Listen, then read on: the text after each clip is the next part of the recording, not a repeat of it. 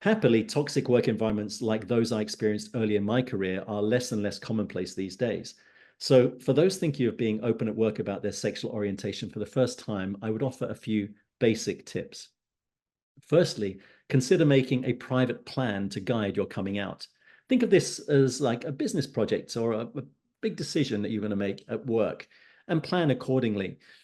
This might seem a little odd, a little weird at first, but taking the time to envisage and preempt situations, conversations, and inevitable questions will make you feel much more confident in taking those first steps when you do.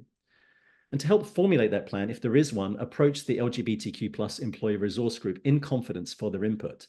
Perhaps even sign up as an ally of the ERG. A lot of LGBTQ plus people do that at first in a sort of asking on behalf of a friend kind of way as a stepping stone to coming out. And that's totally fine. If there is no ERG, try to identify someone who is LGBTQ plus or an obvious ally to the LGBTQ plus community within your organization and approach them for a private conversation to create their support and give input to your plan. And if you can, try to co-opt a few fellow team members, ideally even the team lead, to help facilitate conversations more broadly, and that includes with HR.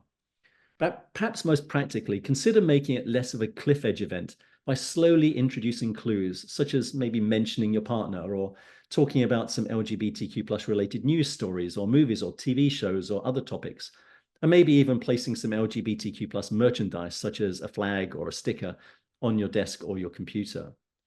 In the end, though, each situation is unique. So while I believe that I'm living proof that being open about one's sexual orientation at work is hugely beneficial, both for personal well-being and business utility, unless and until we reach the impossible utopia of a world, and especially a business world, in which everyone accepts, much less celebrates, the enriching value that points of difference inherently offer, sadly, there will always be situations in which some LGBTQ plus people will feel a need not to come out at work or to do so only in a limited way for their own safety.